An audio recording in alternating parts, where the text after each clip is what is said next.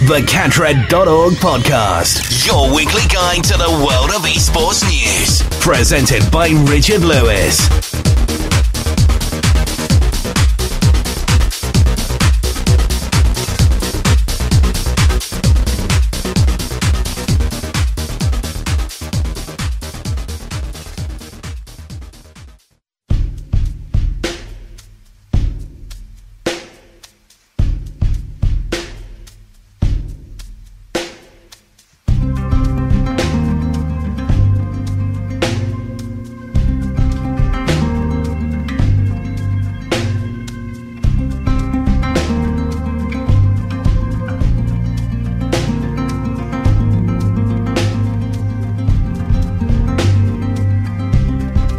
Trouble's what you're in.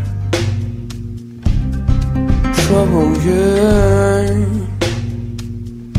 in that dress that's as black as my heart on this train. Trouble's what you're in. Yes, indeed, trouble was what we were in as we tried to survive the ESWC. Welcome to the second part of our audio diary podcast, where we take live recording that we did at the ESWC, put it all together so you can kind of get the stories that were happening behind the scenes at the time. The second part begins in the aftermath of the after party, where, as was quite well publicised, so I'm sure you'll know, Jonas had actually managed to be arrested coming home from. It made headlines, but mostly in places like Rakaka that haven't got anything better to print, and we're looking to use it as an excuse to talk about how Cadred staff are always having brush-ins with the law, like with some sort of illegal Hispanic gang operating straight out of Los Angeles, which as far as I know we're not.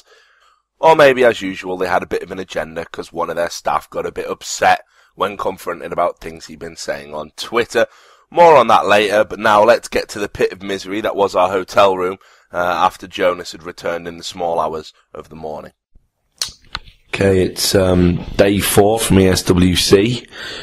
We've already wrapped up the StarCraft 2. Today we saw the beginning of CSS, and we saw 1.6 wrapped up, which I guess would be a good place to start.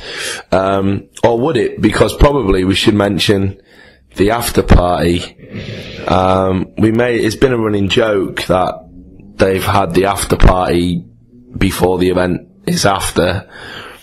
I'm not quite sure why they've done that, but anyway, we went out to it. We decided to attend against my better judgment, and in typical eventful fashion, it was an absolute clusterfuck. I mean, apart from the fact it was a sausage fest, and I've never seen so many drunk, socially inept people in one building, except that scene in One Flew Over the Cuckoo's Nest. It was a nightmare, and then myself and Tom decided to leave early because we still had some work to do. We gave Jonas a pass to work late because, he'd finished the StarCraft 2 coverage and done a good job. And what happened is you were walking home, Jonas. Oh, by the way, he's got a cold at this stage. Land death has kicked in. He's the first victim, so if you can't understand him, that's why. Well, when I'm walking home... fuck you guys. Listen to it. Oh, fuck, I need to blow my nose. Tell the story, Joe. Yeah, I was walking home, and you hear a car crashing, a guy comes running, and all of a sudden, several cops come up to me, one pointing a gun at me, and the other guy takes handcuffs behind the back and handcuffs me. They throw me in a police car. They drive me down to the police station, and screaming French to me. They put me, interrogation room. And after 10 minutes, a guy comes in and apologizes, because then they're taking the correct guy.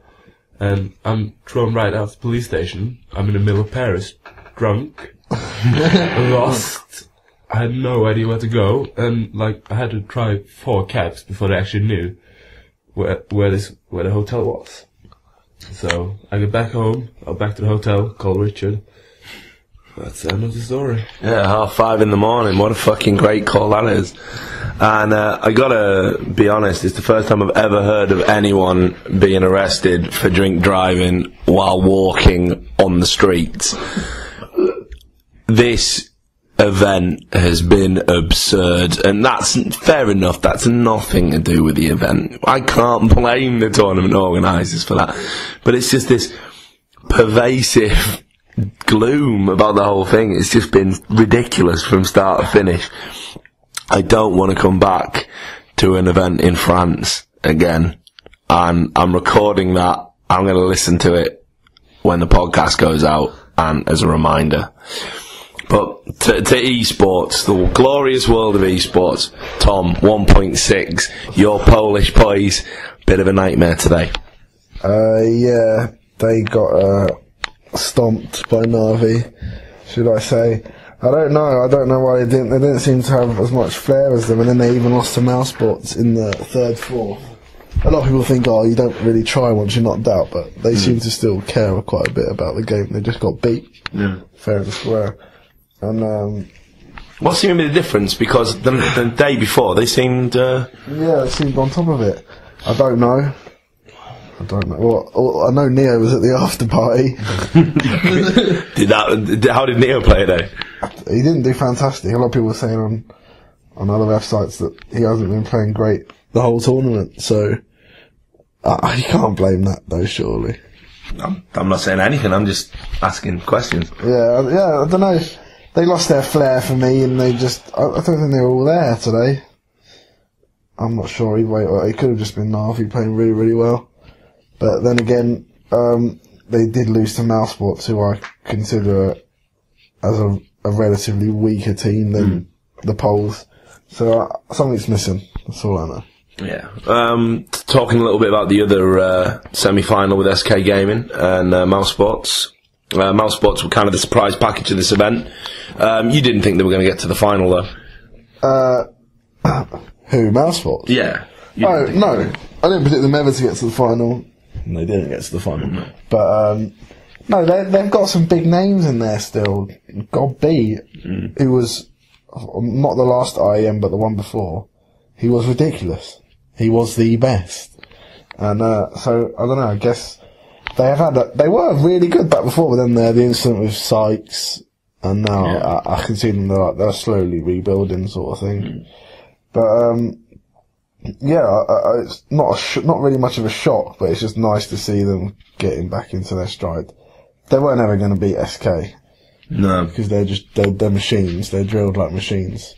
So then it got to the final, and it looked like SK were going to get blown away, but I think the first map kind of set the tone, because in terms of comebacks, I mean, I can't think of a time I've watched a game on a big stage in a final where there's been a comeback like that. No, I mean, we were watching it and it was something like 12-3 down. Yep, SK were 12-3 down at the half on Inferno. And, Na'Vi just looked like the old Na'Vi, which were just the best. They're ridiculous, but then SK got something like 8 rounds in a row. And then they just, Na'Vi actually got it to 15. They got it to like 15-10. And then SK had to claw 5 back just to get the draw. And they did. And then it went to triple overtime. And then get right 1-1v3. And bye. Yeah. And, that was that. And then they went to the next map, and after like a loss like that. Yeah, well, obviously, when you've thrown away a 12-3 lead, a 15-10 lead, triple overtime, and you lose, you're gutted, aren't you? I mean, there's no getting away from that. No, and then the second map was just, they're rolling with it now, so SK just went and won it. So worthy winners in the end, but it was a surprise to see Na'Vi in the final. Yeah, we wrote them out last night. Yeah, we did, didn't we?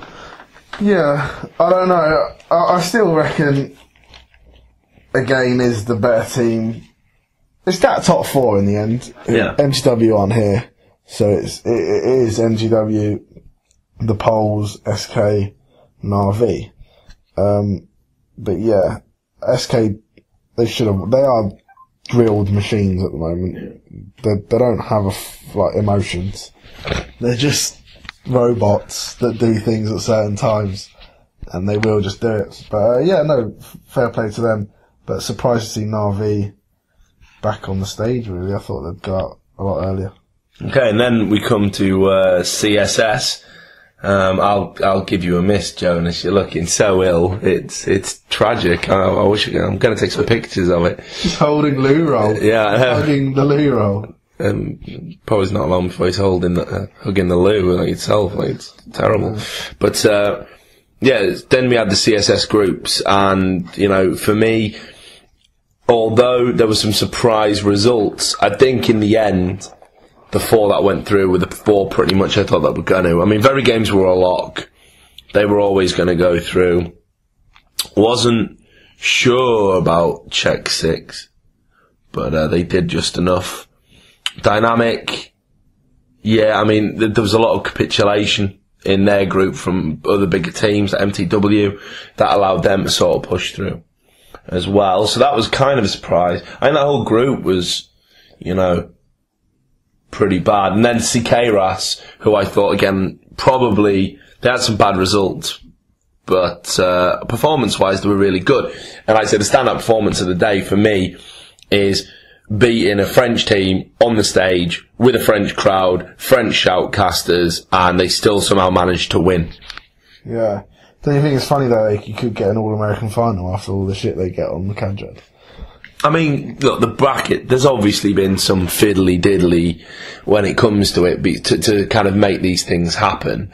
A lot of people said very games have the harder group, but that's only true in the sense that there was a better the top rated teams in that group were better, but very games obviously could beat them. There were some whipping boys in that group as well, like to put the Germans and DSRAC in the same group when realistically the Germans were never going to win a game at LAN. Never. Not on their best day in a million years. They're not even one of the top teams from Germany. DSRAC are onliners. There is no getting away from that fact. And I know MSL might have played well at the Gaming for Life event and at a couple of other events. Collectively, they lack something and they'll never replicate their online performances at LAN. It's just not going to happen with that particular 5, and they're going to realise that, and there will be changes incoming. I just think it's a shame you have those 2 teams in that group. And then you've got Group B, which is a group of death no matter which way you slice it. It made even worse by MTW's horrendous underperforming. Yeah. Who's in Group B again? Well, you got like MTW, Online Kingdom, Fragmasters Toxic, that lot. Well, yeah, I mean, it was a very hard group, but I still think that maybe Apex should have gone through instead of. Well, they were in the other group, see. Yeah, but I'm just saying, like, into the top 4, I'd prefer it if. Yeah, I mean, it'd be nicer, but you have got the potential to have an All-American final. Equally, I don't think you'll see both European teams go through. I think.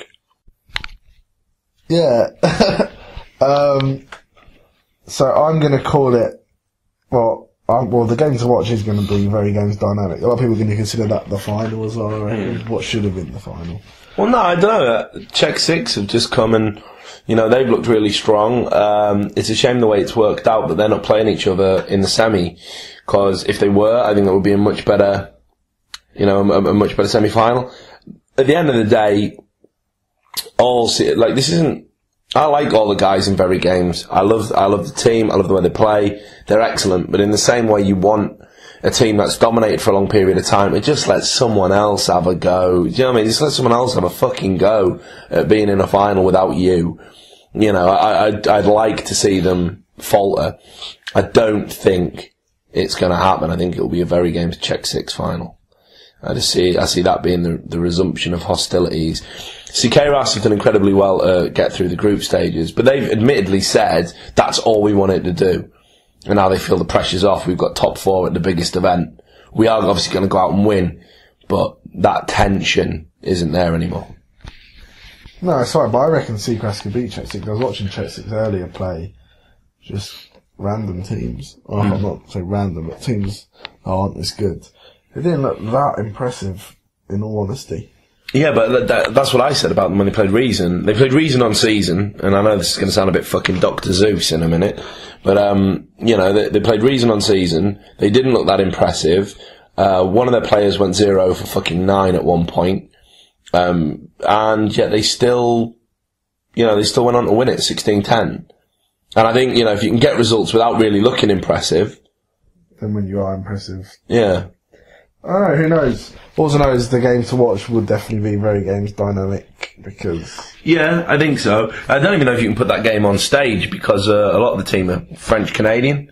So, they'd have an advantage, as well as the French. They'll be able to understand Le Francais. None of the matches are on the stage. None of the semis are on the stage. So they're not even going to show the semis on the stage? Why not? What are they using the stage for? Because, fuck you. Dying. They won't have time to set up from the event opens until they're gonna play. So they're delaying the match until 10 o'clock and players sit in the play area instead. I don't know, I think I would like to see one of those games on the stage. They're going to be good advertisements for CSS. Yeah, but they told us when we left that they wouldn't. I don't know. This last day's scheduling for me seems a little bit, they're being a bit overcautious. That's because there have been so many delays. Yeah, but there's always going to be delays at a LAN. You factor in the delays to your schedule, but even with... That's what they haven't. Yeah, but even with delays here, you're still going to have loads of time. You aren't going to be doing anything. What are they going to be showing the spectators? More fucking cheerleader dances or what? I want to see cheerleader dance. Bit of fucking Billie Jean? Hell yeah. But I mean, look, let's wrap it up, because Jonas is going to die. And Tom's just gone into the future. What did you think about it overall as an advert for Source? I mean, did it look like Source can work as a big competitive game? Did it look good on the big stage? Did the crowd look enthralled by what they were seeing? Were the games exciting? I mean, what are our collective thoughts about it?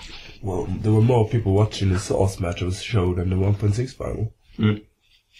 Yeah, I noticed that actually in the place. The spectators themselves did seem to warm to the CSS a lot more than the 1.6. And again, I guess that's just if you don't really know what you're seeing and you're looking just purely at the graphics, which is a point I've made many times over. Passers by are more likely to stop and watch that than something that looks really out of date. Yeah, but it also should be mentioned that the 1.6 final played at the end of the event. So people had to start to leave. Yeah. I saw a lot of kids who were watching the Source. Just children coming up to where all the players' area is and just sort of huddling around and watching. Don't know, maybe it's more of a future generation game. Yeah, maybe, but then again, I had a message today and it's kind of a little bit depressing, I guess, if you're a CSS enthusiast. They messaged me and they said they were watching the stream from ESWC and they were surrounded by some sort of younger guys and they were all like, what game is that? They'd just never seen it before, they didn't know what it was, what the format was. And, it's easy to forget at times because it has stood the test of time really well in terms of how it looks. It is an old game now, it's 7 years old. So, I don't know whether it's got a future or not. I feel would have largely depended on this. I haven't seen any viewing figures from the streams. I haven't seen any viewing figures from the Source TVs. But what I do know is there was 25k people watching the 1.6 final on HLTV. That's good. So CSS isn't going to eclipse that. And no, not at all. Once again, I feel the community is just, let itself down. And it gives the ESWC the excuse. I mean, look, clearly CSS is an afterthought. The way they've treated it, the way they've treated the fucking players, the tournament, the way it's been advertised, the way that press conferences haven't been coming as regular. I mean, there's been one, wasn't there? There was one press conference in the press area with a CSS team. The only game that had several press conferences was StarCraft 2 and the 1.6 females. Yeah, but exactly. Which was before the after party. Yeah. And I just think, they've not treated it with any kind of respect while at the same time, offering this vague carrot that they might support in the future if they get big numbers. And I guess it's a shit hoop to have to jump through, especially when it's on a Monday morning or whatever the fuck. But people should have made the effort. I didn't see a big outpouring from CSS people. It's just not that awareness of the competitive side of the game. It still remains a mostly public game. I don't know. I can't think about gaming. I just can't. But yeah, so final thoughts about the CSS. I mean, we're going, you know, it's not been a letdown, but it's just not been the heights that I'd hoped for personally anyway. And, you know, maybe it'll pick up on the last day tomorrow, but I'm not really overly optimistic about that fact. It just seems really rushed. Like, in 1.6, you play a game and like then the players walk around for like an hour or whatever, and like it just, I don't know, it just seems a lot more, it just seems like a rush tournament. Like NGW, boom, play all their games and sit there out. Yeah. It's just like a one day thing gone. And it's just, I don't know, there's no like hype behind it. I don't know why. I don't know, I couldn't put a finger on it. What can you do? Right, well, that's the day 4 roundup. As you can probably tell by our voices at this stage, we're all getting incredibly tired, incredibly jaded, and yeah, but one more day to go, so we're going to try and be positive, try and keep the podcast going, try and keep the coverage going, and yeah, that's that. So, as you can hear, we were all pretty depressed and ravaged with cold and extremely exhausted, so it wasn't exactly the best time in the cadred.org camp. Tempers were also getting a bit frayed in the press area of all places, not us versus the organisers, which of course would have made sense, but actually the press versus the press. For some bizarre reason, a grown man calling himself Hellspawn Lord, who is the Rakaka StarCraft 2 editor, decided that it would be an idea to kind of taunt me through Twitter, call me a douche, say I was small in real life, and other such things that I couldn't quite comprehend. I never even met the guy. Nor would I want to. Again, I want to stress, this is a grown man calling himself Hellspawn Lord. After talking incessantly to his followers about how small I was in real life and how I had no right to complain about the conditions in ESWC, I decided to actually approach him when I saw him and have the conversation face to face about what a douche I was and so forth. His reaction didn't seem to be as forthcoming as his Twitter comments. Indeed, he started to stammer and offered to shake my hand and all of a sudden wanted to be friends. He clarified that he just thought I shouldn't be saying what I was saying and was trying to have a little light-hearted joke. After 5 days without sleep and the terrible conditions of ESWC for the press, I wasn't really in any mood to see the funny side. I asked him to desist from doing it and in no uncertain terms told him that I wouldn't be pleased if he continued, but this seemed to be fine. He was happy to tweet instead that I was a loudmouth and as crazy in person as I am online. Just when I thought the matter had been buried, he made a point of returning and starting another conversation with me, this time to tell me that he wasn't actually intimidated by me. He wanted to stress that. He kept saying it over and over again. You didn't intimidate me. You didn't intimidate me. I wasn't quite sure what he was doing, so simply put, I just told him to fuck off out of my face. He seemed surprised by this direct approach, but ultimately, I don't want to talk to these people. I don't care what they say. I don't care what they think. But if they are going to say things about people, I think they've got a responsibility to at least kind of qualify them and perhaps at least meet the people before you actually allege these things. In truth, it was a bit of a bizarre display all round, because all he had to do ultimately was just apologise or just say he was trying to be his usual boorish and controversial self and failing miserably at it. But he didn't want to do that. He wanted to kind of maintain some face in the whole thing. Ultimately, for all he went off mumbling about how I was a caveman, it was him that made it macho, because he just refused to retract any sort of statements and apologise. He couldn't even understand the irony of somebody labelling someone small in real life but big online, while being in the same room as them, electing to abuse them across the medium of Twitter rather than face to face. This was completely wasted on him. He's clearly not an intelligent man. I thought that was the end of it and had no intention of mentioning it again. It was just another encounter with a weirdo, which if I was to talk about all of those on the podcast, that was all they would be about. But he then decided to get back to the sanctuary of online and talk about this event which occurred, about how I threatened to assault him, and there was this brutal altercation that he came out on top of on his Rakaka podcast, which is available to listen to on YouTube if you speak Swedish. If ever you wanted confirmation that the esports press is full of vagabonds, renegades, reprobates, derelicts, degenerates, drunks and social outcasts, this guy's pretty much a sterling example of that. My prevailing sense of emotion whenever I encounter these people is quite simply pity, and I have no qualms about him going back home, telling a story about how he stood up to and conquered the caveman Welsh editor from cadred.org and all the rest of it, because ultimately what everybody with an ounce of sense can see is this is a grown man who was calling somebody names across Twitter, got called out about it, and then promptly shat his pants. This interaction was, of course, the reason for the sensationalist Rukaka headlines and story that said Cadred staff were no strangers to breaking the law, because ultimately it was based on a personal interaction with their staff rather than facts.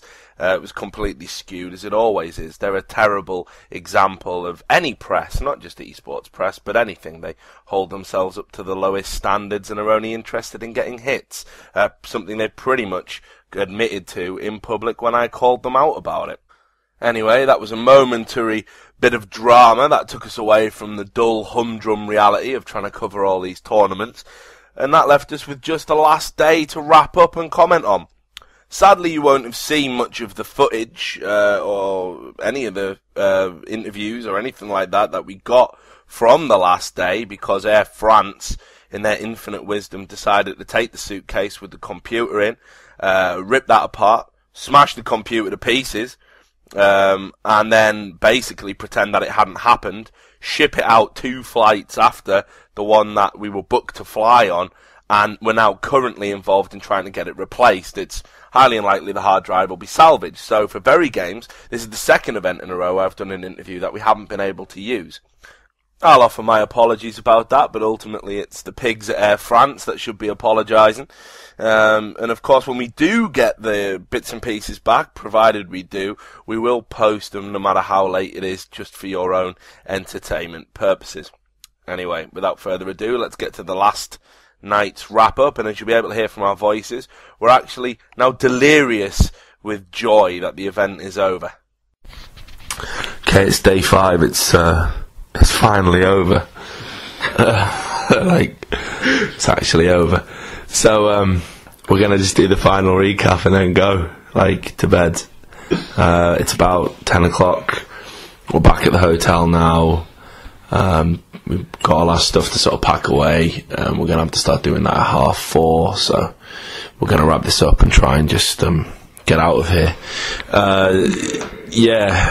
Jonas watched the Dota 2 from bed because he was so ill with flu he couldn't even come to the venue on the last day, but he seems to have perked up after a day in bed not doing anything. You're looking well, Jonas. Thank you. What did you make of the Dota 2 on a working stream? Well, the first thing I reacted to was the semi-final where best of 1. So what? Yeah, was it? Yeah, no joke. The only match in the Dota 2 that were best of 3 were the finals. Do they not realise that people have come a long way to play Not games? even that. It's not an even playing field every game. No, it's not. No, it isn't. It's a game that needs more than one map to be completely even.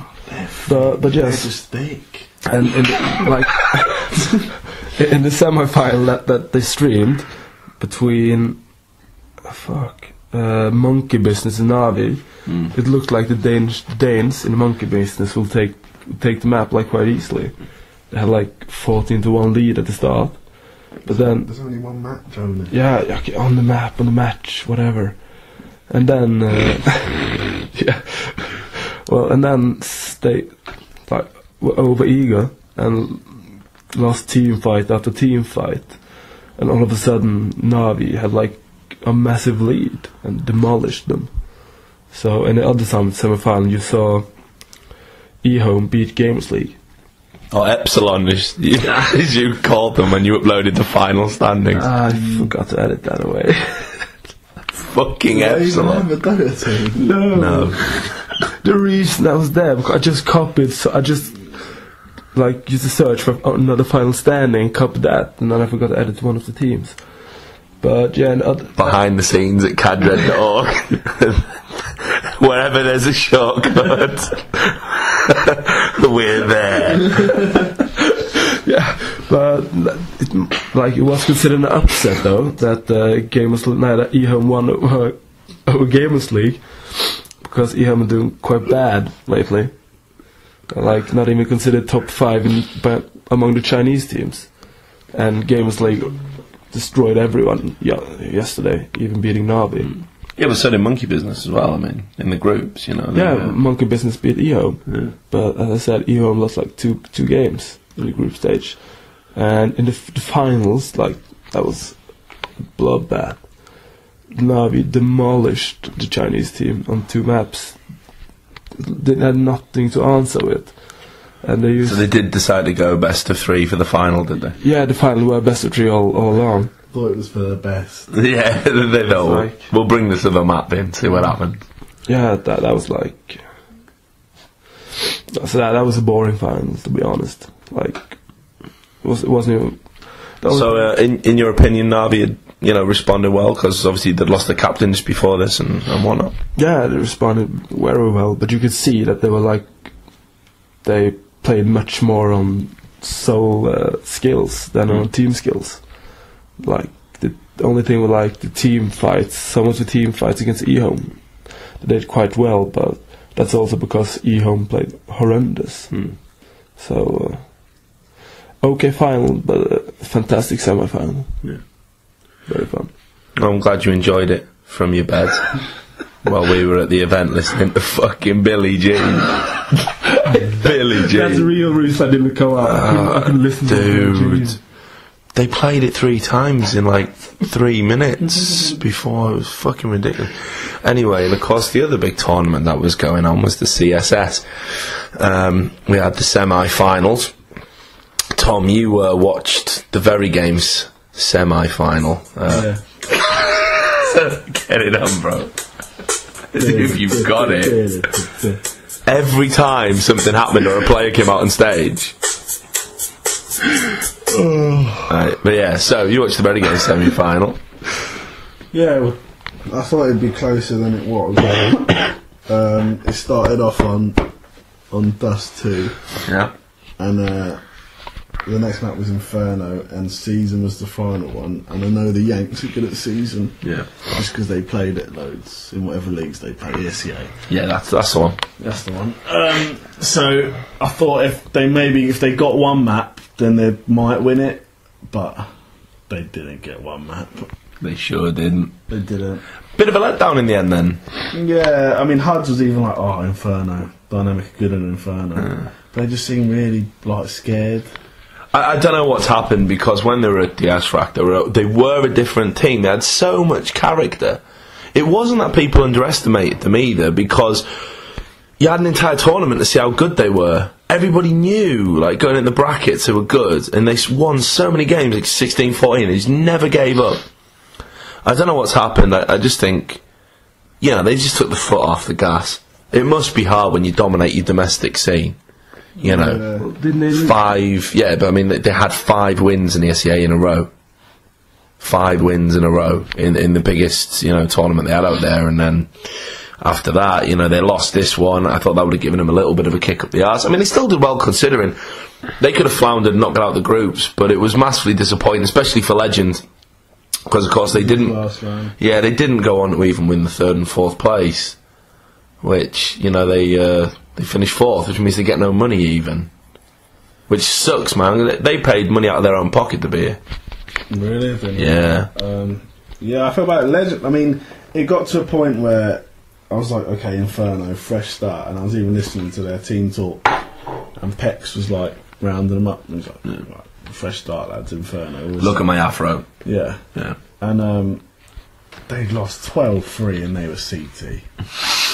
That's just fucking bad, isn't it? Even if you have the best T half, you're going to lose more than 3. No, of course, yeah. Against Very Games anyway, and it just went to pot. I mean, it got to 15-4, 15-3 even.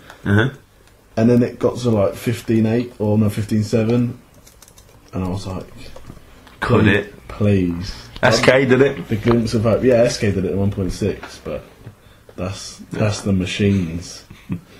They're not machines. They're not. Dynamic of a machine no longer. I think it's interesting because, there was talk, obviously, they're going to replace Legend, but now I just wonder if we might see some more wholesale changes now. Because they've got weak links, man. AZK and Adrian are next level AWPers. There's no doubt about that. AZK is ridiculous. Yeah, like... I was watching AZK. Yeah, but so is Adrian, man. I mean, it's like they just constantly try and score points off each other as to who can be the most fucking insane player, and on any given day you don't know who it's going to be. Adrian's just ridiculous, and AZK as well. But I don't know, man. They've still got weak links there. Like Legend going out, they bring in a big replacement for him. Pex wasn't up to his usual standards last couple of outings. He'll know that. It's a shame for him. But yeah, I was really disappointed. But like, not disappointed in them, like just for them, like it's just such a long way to come and get your asses kicked. Bless you. It's starting. The land end. On the last fucking day. It's fucking Jonas. And he's been walking around fucking licking all the plates in the hotel. Asshole. Anyway, I did upload that picture of you with that man, so. Yeah, fuck you. that makes up for it. Everyone now knows about your secret gay past. I have no secret gay past. But, apart from that, I mean... Then we went on. I didn't catch much of the other semi-finals. Yeah, well, I was watching that one. That's why. And it was all right. I mean, it was, again, it just went the way I sort of felt it was going to. Czech 6. I thought they might get to the final, but then when I watched them and watched how they were playing, it was just like, dude, you're struggling again. The only really good game they had, like really good game in the groups. They won them all, don't get me wrong.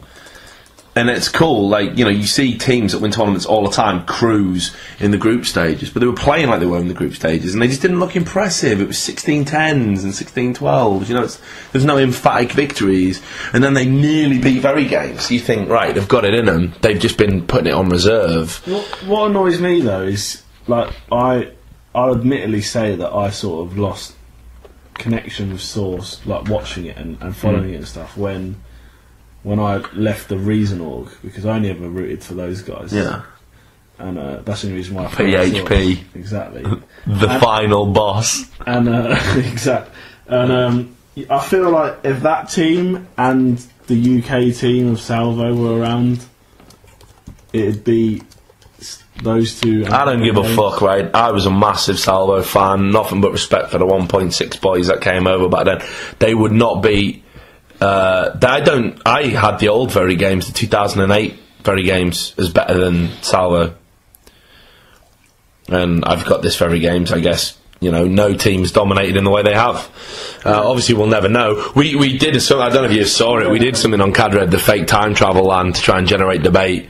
And 50% of people loved it and thought it was a good idea, and the other, well, maybe it was more than 50% loved it. There was loads of people who were like, this is fucking dumb, even though people do it in football and boxing and all of these sports. This is stupid! Yeah, that was just, how dare you compare teams that cannot play? But what we actually wanted to do was get Salvo back to play the final. And we almost did it, we almost pulled it off. We were literally, if we could have just got one day, because the French were going to do it, fucking hats off to them, But, it didn't happen. Like, loads of people were expecting it to happen, and then in the end we just had to wing it and make it up, which is a real shame. But I did say, if we ever went down the TTL route again, I'd try and make it a mini invite tournament, like reform 6 teams. Because it's it's for show. It's just, but it's just a day, isn't it? It's just a day of your life playing games, like games you played for years in the first place. Don't pretend you've gone on to better things and now playing a bit of Source is beneath you. Let's be honest here, I'd love them to come back, but I just haven't seen a player that's now as ridiculous as PHP. When I stood behind PHP, Copenhagen games, I know you're going to say against alternate. Bitch, it was madness. Yeah, I know. He's like, and he comes again, the rhino. Everyone's dead. Yeah, I know. 32 and a half, no diffuses. Yeah, I know. What is happening? I mean, fair play, it was against Germans, but that attack side weren't actually bad at LAN, they were a decent team. But yeah, anyway, look, back to the semi-final. I just feel that Bury games are like far beyond anyone else at the moment, and it's quite just disappointing in a competition of this magnitude to not have anyone that can compete.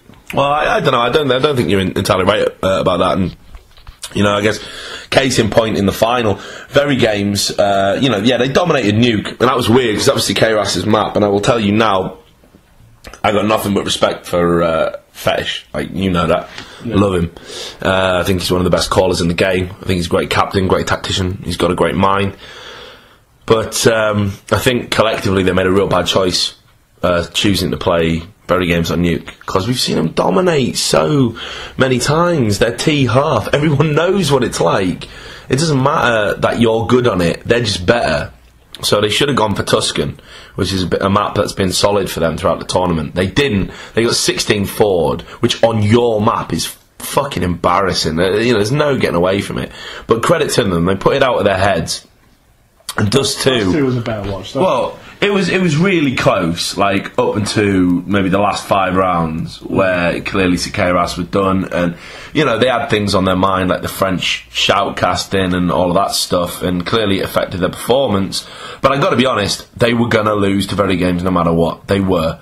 But Siqueiras are not. Nobody considers them. I mean, maybe they will now, but nobody considers them the second best team in Europe. I don't even think they consider themselves to be the second best team in Europe. So to say that there aren't people out there who can compete with Bury games in the same way as other teams, it's not that even like I'm not gonna blame Kadra or anything, but when people do like the top 10s and stuff like that, which people go for, just blame everyone else blames Kadra. But LAN just changes everything. Yeah, it does. I mean, you can claim as many points on the top 10 as you want, doing online tournaments and all this stuff, and even if you're not even active, you're still better than those. Those guys haven't grinded out the hours at events where you've got to play shit sound, 3 buttons on your keyboard don't work, just stupid stuff like that. You've got a desk that's lumpy, all shit like that. That's when the LAN gamers come out. Yeah. And like Holm, how long has he been playing? I say, he's been forever. My count, now sadly vaxxed, is his 2004 account, and Holm was playing competitive games by the time I discovered the scene. Like, he was a well-established player by like 2005. Yeah. So he is, the fucking boss again, and he's still going, he's still trucking. But yeah, I thought Siqueiras did really well. It's a shame that I think they did let the whole French shout. Look, and it is a ridiculous situation. It is ridiculous. There's no getting away from it. Right? I am not saying. I know Regnum. He's an honest guy. He's a good guy. There's no way he was deliberately calling positions. No way. The other shoutcaster I can't vouch for. He was a tit. Yeah, it's not even that. It's just I never want to hear wee like ever again. It's not even that. It's just. Stop getting people to chant Bury games mid-round. Yeah, I know, yeah, innit? Why? He booed when 3K2 made that clutch. It was a good he was like, ooh, yeah.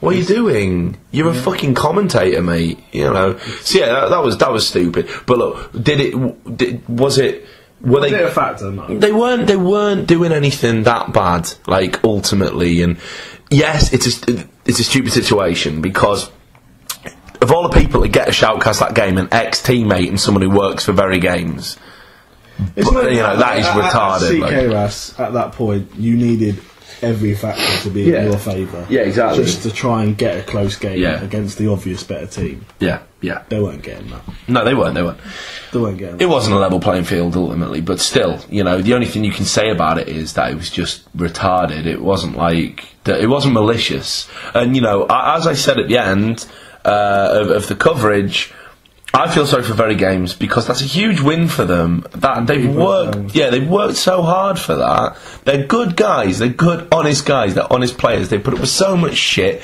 Everyone in the UK was calling them cheats. They go to LAN, they win it. You still cheats because it was a BYOC. They win on a non-BYOC. Yeah, but you weren't as good. But they've won, boys. They win, and that's what they do. They just adapt and win. And you talk about the preparation, how they watch other teams. What was Freiburg saying about how they sat behind the Siqueiras for 2 hours or something. Taking notes. Like NFL shit. They want it. Yeah, they want more.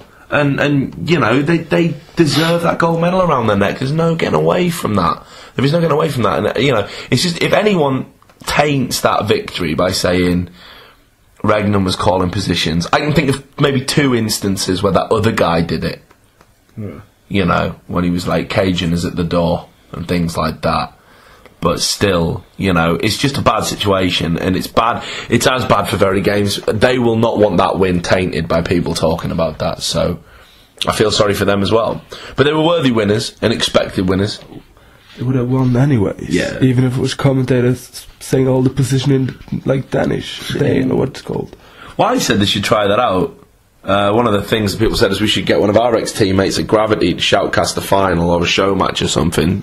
Do it. I'd probably still back Bury Games. Wouldn't bet against them. You can know where people are, you've still got to out-aim them. That's true. But yeah, so that ended. I noticed how, yet again, there was only press conferences in source for the French teams, which was, of course, Bury Games and LDLC yesterday, so only 2 in total, which I was disappointed about. Secrets yesterday. Did they? I didn't see them in a press conference. Who? Yeah, when Secrets beat LDLC on the stage, they had Secrets back. Oh, right, okay, I missed that. Fair play, Jonas. They never had LDLC. I'll take that back then. Take that back, but still only 2 press conferences for source. And there was no press there today as well. Like, stick around for source. Of course they won't. I know. It's bollocks though, isn't it? Yeah. You know, how, Tom, am I going mad? How can female 1.6 get more respect than, you know, any other competitive game played by people? I don't... It's not more respect, it's just the guys who play 1.6 transfer over to get some, I don't know, content for their wank bank. I don't know what it is. Yeah, it's just those guys. They're the same fans. It's the same fans.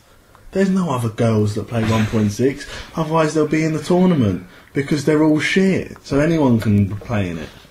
And it's just the same guys that fanboy 1.6 are the same people that fanboy the female. But just again, it just seems ridiculous that, right, you could take people playing the game you like at an inferior level, follow that, and then, but you've got no time for a game that was based on your game being played by people who put in hundreds and hundreds of hours. I think it's just a difference, like, you're either into esports or you're into a game, and I think if you're into a game, then, you know, you're not going to stick around, are you? It's not that. You're part of the esports problem. It's you get RTS people that, if they like the competition of RTS, they'll like any RTS game. They'll respect the stuff. Again, I don't know. I've seen a lot of people who love StarCraft don't follow WC3. You know, I've seen a lot of people that are quite divisive on it. They're not like fans then, because if you ask any like respectable COD, that's what it boils down to, the type of person. If you find any respectable COD 4 player, they will watch the 1.6 finals. They'll watch the Source finals, stuff like that. They just respect FPSs. But, you know, it's just bitterly disappointing. Like, look, you know, the community's fucked itself over in a way, but of course it can't really do anything about it, because if you put on a tournament in the middle of the week on a Monday, on a Tuesday morning, people are at work, people are at college, people are at school, people are at university, people are in bed. You're not going to get massive, yeah, Jonas, you're not going to get massive amounts of spectators. And, you know, it fell down again. But equally, the press should have just stuck around. Like, I don't think if the 1.6 female tournament that ended today, you still don't have the same people. I think you would have done. No, you wouldn't. HLTV, they didn't come until the day the 1.6 tournament started. They didn't give a fuck about the female one. Yeah. He did one interview, that's all they did. Yeah, they did do one interview. With the winner. Yeah, no, but I'm not criticising those guys, I'm not criticising Nixon. I'm saying he probably feels a bit like I do about it. You know, I've not picked his brains on it. He'd probably have to deny it publicly, but privately, he probably thinks it's a fucking joke. And to be honest, that day, it was really hard to get interviews with anyone. He probably thinks himself, 1.6 obviously dying game, he probably thinks, why the hell are the girls getting... Put it all in one tournament, put all the money in one tournament. Yeah, but that's right, isn't it? I'm saying that. Putting more money into 1.6 tournament won't give a new life. Yeah, it's not going to give a new life. No, you're right. That's like bullshit. And CSGO, I tell you... It has to be the StarCraft 2.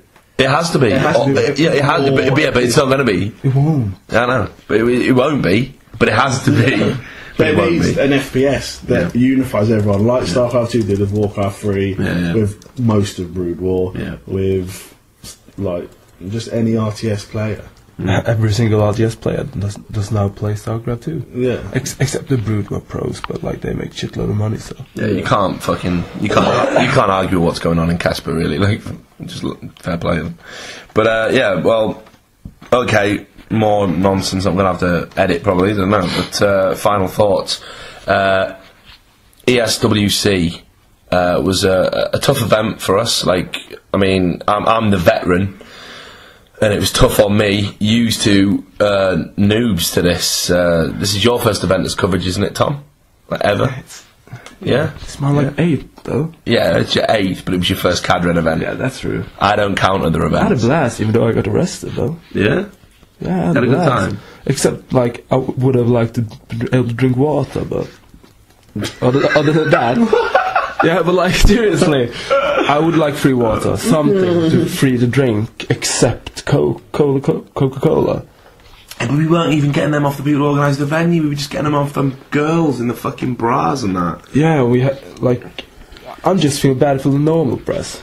Who didn't have like normal people. No, I feel bad for them especially. No, the guys who were like media partners, because we could go into the place where the gamers were and take their drinks. But I don't understand. They made such a big deal about these blue things and how we were official press partners. Made such a massive deal about it. We got less than the people that weren't. No, we didn't. We did. We got access to certain areas that they didn't. Yeah. The Australians, who again people will remember from earlier in the podcast, they got CSGO beta keys. Didn't we get fucking beta keys? We did. Oh shit! I didn't tell you, did I? We didn't get beta keys. It gets worse, Jonas. It gets worse. Listen, it can't get worse. It can. I was looking forward to this. I'm sorry, bro. I was too busy giving you those grapes and everything so you'd feel better. We didn't get beta keys, but neither did some of the players in the tournament, and they were guaranteed beta keys because they just gave them away to crowds of people. This is the thing. Another thing I don't like about LANs. It's just like a swarm of locusts. Just give us free shit. It doesn't matter what it is. Stuff you'll never use. I would have killed somebody right now. I was looking forward to get home and try CSGO. Like, really? Well, Cadred have got some coming. Yeah, well, I want now. Yeah, I don't want to wait. Fuck.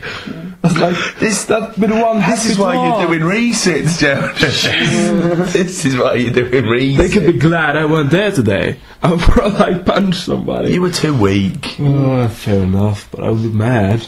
So, I don't understand. It's just, it's really easy to organise these things. I know. Like, seriously. I don't want to go down the alley. We've said so much bad stuff about how the press thing is.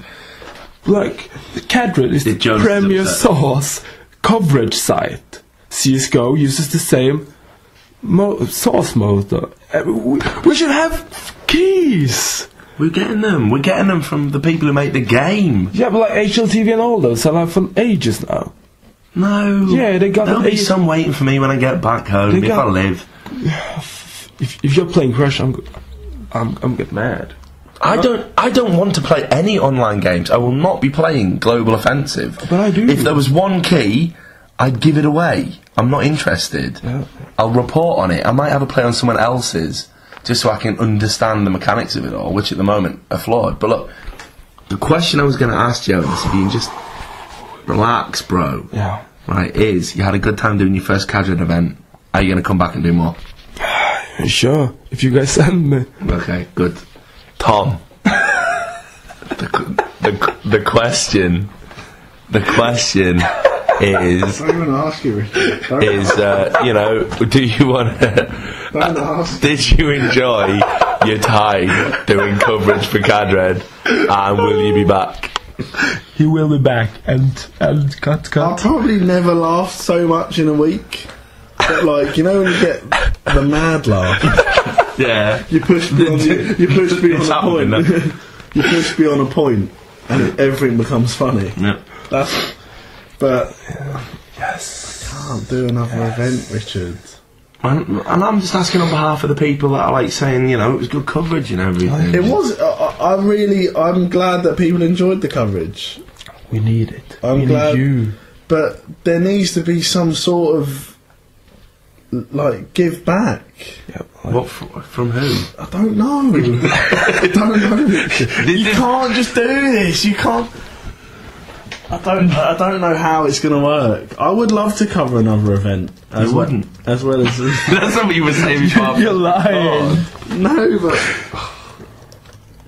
I feel as if I've done a good deed for the website. Yeah, you have. But it's just on the individual level, it can't be worth it. I don't know. It's hard to say. I think it's a tough community to win over, but like at least when they say good things, at least you know it's genuine. At least you know you have done something good. Usually, the best you can hope for is not being called, you know, a twat or whatever. That's about as good as it gets, praise-wise. You learn to distance yourself from it. You know, like I guess I wouldn't say I count the money now, but if there was no money in it, there'd be no Gonzo in it. He'd be gone. You know, that fucking character that does all this shit. Well, he'd be out of it, because there's not... It would have to be that way. It would have to be that way at my age and everything. I keep saying, like... I just wonder what would happen if we just said, oh, we're not covering the next WCG. Or the next DreamHack. DreamHack picks up Source. Not covering it. That ain't happening, bro. You're just not covering it. And what would happen, though?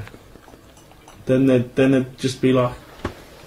an epidemic or something. Yeah, everyone would go mental. Then they've got to understand that it is a lot of work. So much work. But I think people can't get past the free land thing. Yeah, it's not a free land. I'm not sitting there sipping Coronas, watching a Counter-Strike game. No, with the fans on me. Girls topping me up every now and again. It's not the free life. Finishing you off as well. Yeah. Gonzo just ate pasta with no sauce. You took the sauce. No sauce. You fucking used the last of the sauce. Pasta with no sauce. It has nothing. You watched me cook it, knowing there was no sauce, knowing you used the last of the sauce. Like the most epic troll ever. Yeah, no, but he was going, oh, careful, Rich. Your pasta's when you're bubbling over. Proper concern. Don't let it turn to mush. Right? Don't let it turn to mush. Knowing it didn't matter what it turned into, because it had no fucking sauce, did it? Did it, Tom? Because you used it. You used it. And put the empty jar back in the fridge as well. Like a bell end. And it's those little things that wear you down. Perhaps even more than ESWC's piss poor press organisation and the community that hates you. It's that. It's you taking the pasta sauce. Yeah. But you know, I just thought we did a good job, and you know, fuck it. Like this is a working trinity. I just don't understand why it's not it's not recognised as real journalism. Well, because 99% of the journalists over there don't do shit. So what does it... It's a question to community. What does it take for it to be considered real journalism? They don't know. You can't ask them that, because they're not equipped to know either. This is the thing. It's on the one hand, right, you can get the praise, yeah? And if you get a lot of praise, it makes you feel good. But then, when you get the hate, you tell yourself these people don't know what they're talking about. But then equally, if they don't know what they're talking about, all that praise doesn't mean anything either, because they don't know what they're talking about. So you're just left in a fucking world of good reads and eat shit and dies, and none of it means anything. That's where I'm at. It's just a job now. It's just a job.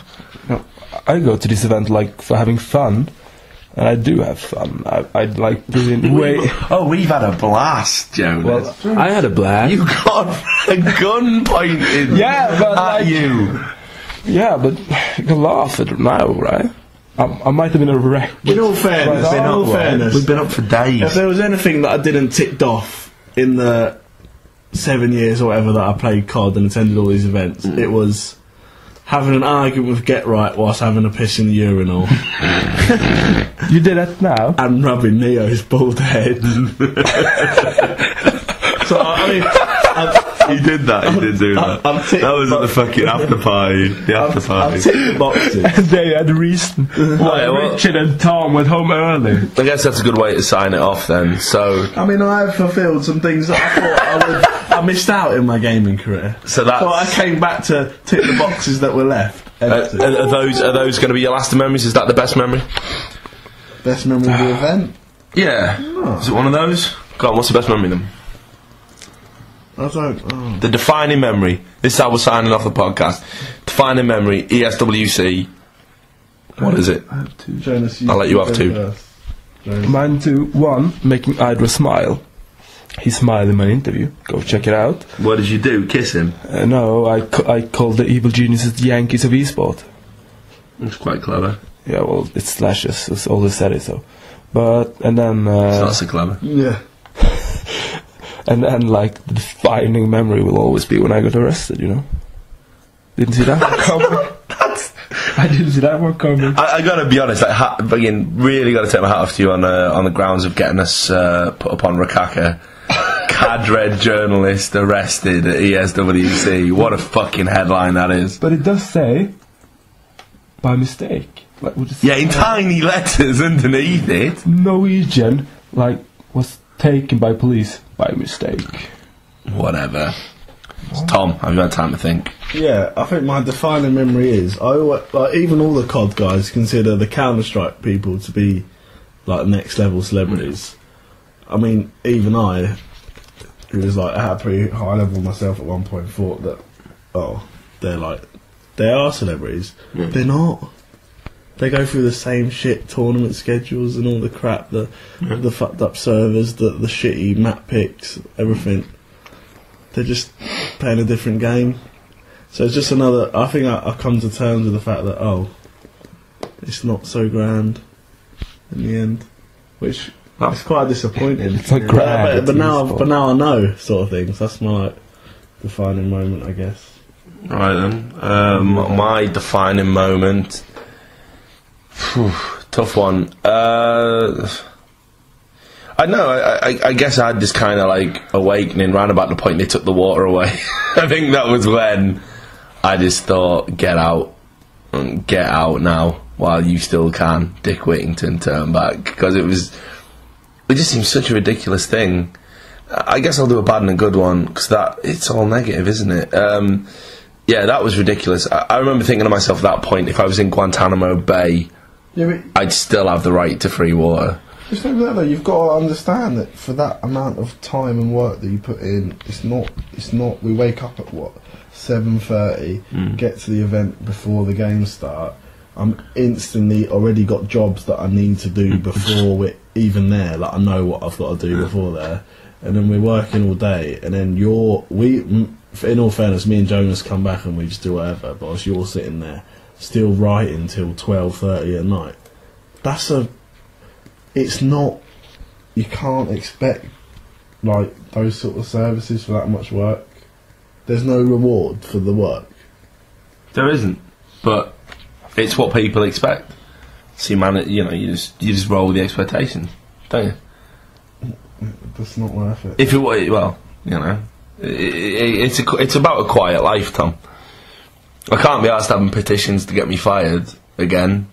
I can't be asked having users on the website that have used it for 4 years, emailing my bosses, telling them why I should be fired. Not why they should replace me, not why I do a bad job, just why I should be fired for these things, and it's easy to get pissed off about it, but you just got to keep on going, haven't you? I'm not going to let... I guess that's a driving factor in a way. I'm not going to let people, win. Right, I'll tell you what the defining moment was then. It was seeing all of the people from all across Europe, and indeed the world, because obviously we had Canada and the US here as well, in Source, and it's so rare you see it, and everyone was kind of hanging out together. They were all in the same hotel practically, and all of the teams came back to watch. Bar maybe I think I didn't see DS Rack watching the finals. so I think they may have gone home. Well, that isn't to say they weren't here. I just thought it's rare you see any form of sort of unity, but these people now are, they're bonding. Like, you don't see it in the CSS community. There was a bit when everyone was just all stood around talking about, who's going to win the final and stuff, and all hanging out together, and that was just nice. It was just nice to do that. Like, if this was to be my last event, it was good to just see all the CSS lads and stuff. This is not your last event, Richard. I'm not saying it is. I'm saying if it was. But it's not. But it could be. No. It could be. No. I've still got a plane to get, Jonas. Yeah. Plane's crash. You were playing a video of a plane's wheels falling off as it was about to fucking take off. No, the wheel was already off. You didn't see that part. You just saw it landed with no front wheel. Landed with no wheels. That means at some point. Yeah, exactly. But it went okay. Everyone survived. But they were shitting themselves, Jonas. Yeah. I haven't got the colonic control anymore after a land. I think that'd be fun. My plane is going to have propellers. I'm going to be it's going to have propellers. I'm going to be sat next to the rear gunner. I don't want to do it. Don't make me fly. Why didn't I get on the Eurostar? But that's in a few hours. And on that note, I think we should wrap it up. Yeah. How are we going to wrap it up? I think the only way to wrap up a podcast. I can say a few words. No, Jonas. Okay, I can't say a few words. I reckon there's only one way to end it. No sauce. Billie Jean me.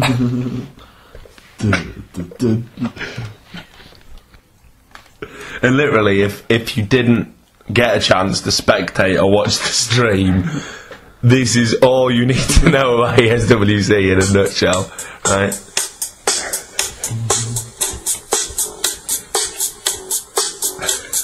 Hello? Coming to the stage. Very games. Oh,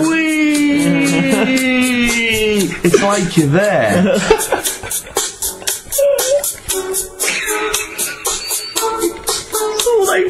All they play. No sauce. Right. Anyway, that's the ESWC podcast. We're going to get some sleep now. If it was enjoyable, whatever. If it wasn't, whatever. You downloaded it. It's not our fault. See you next week with a regular broadcast. Bye. Coming up next. And that is indeed that as we wrap up another Cadred.org podcast. I know this one was a little bit different, a bit of a departure to what we do, and separated in two parts as it was. It was pretty hefty as well. But you can be sure that next week we are going to be back to normal. With our usual roundup of everything that's happening in esports news. Just to give you a bit of a sneak preview, we'll certainly be talking a lot about the re-emergence of UK EPS, that's the ESL Pro Series for CSS. It's made a return, backed by two of the managers that you'll probably know from Power Gaming. So we're going to do a bit of digging into that for you, and no doubt we'll have one of them on the show. By the time we've recorded it. We're going to talk a bit about the CS Global Offensive beta. Why has it been delayed? What's going on there? We're going to try and get some official comment for you in the next few days, which we'll use in the podcast.